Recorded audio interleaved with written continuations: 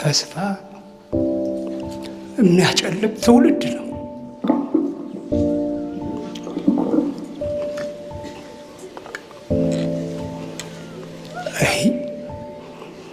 እንዴት አድርገን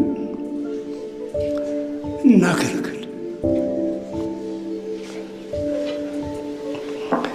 እንዴት አድርገን ይህን አካባቢ እንለውጠው? ስራ አጥተው እኮ አልነበረም ያመጣዋቸው። የሚበሉት አጥተው አልነበረም ያመጣዋቸው።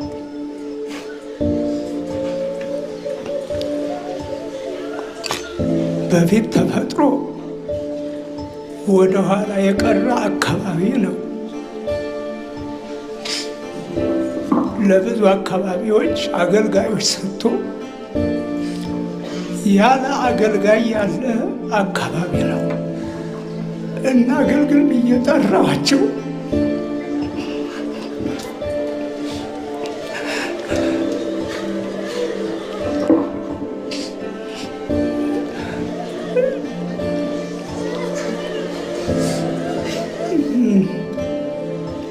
እናገልግል።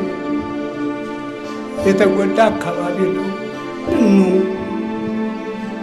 ያለውትን የሥራ ልምድ ያካፍሉን። አካላዊ አእምሯዊ ጉልበትዎትን ሰጥተው ያገልግሉ። ፊደል የቆጠሩበት አካባቢ ነው። እንዲያነቡ እንዲጽፉ ያደረገውት አካባቢ ነው። አምላክዎትን እግዚአብሔርን ያወቁበት አካባቢ ነው። ይህን ነው ብዬ ያመጣኋቸው።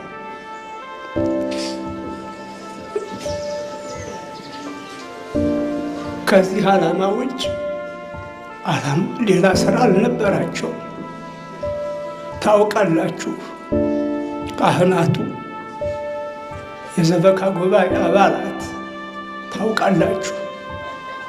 አባ ይናለም ሳንቲም አጉዳይ አልነበሩ።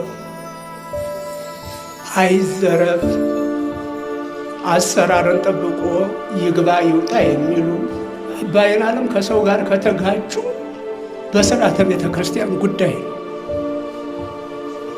ታውቃላችሁ ካህናቱ።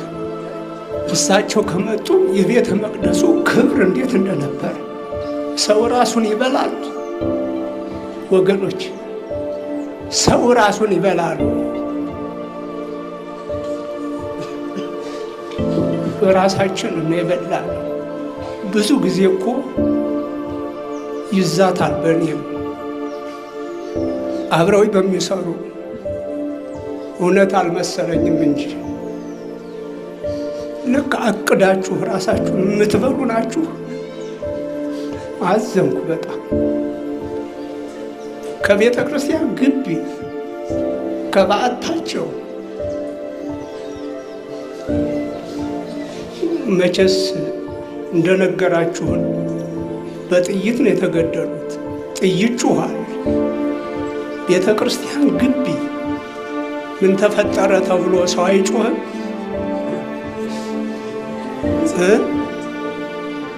ከምሽቱ 3 ሰዓት አካባቢ የወደቁ ሰው እስከሚነጋ ድረስ አንሻጡ። ምንስ ድፍረት ነው? ይሄን ያክል ምን አይነት ድፍረት ነው ወገኖች? የቤተ ክርስቲያን ከሱ ጭካኔስ ጥይት ሲጮህ ያልገቡት ሰዎች ጭካኔ አሳዘነኝ። ከገደሏቸው ሰዎች ይልቅ ጥይት ጩህ። ግቢው ላይ ሰው የለም ወገኖች፣ ዙሪያው ላይ ሰው የለም። የሞቱት መነኩሴ ናቸው ተብሎ ይሆን? የሁላችንንም ልብ የሰበረው ይሄ ነው። እንዲህ ሲሆን ግን እንዴት ይሆን የምናገለግለው? በወገኔ ፍርሃት፣ በአሕዛብ ፍርሃት፣ በከተማ ፍርሃት፣ በበረሃ ፍርሃት፣ በባህር ፍርሃት አለ ቅዱስ ጳውሎስ።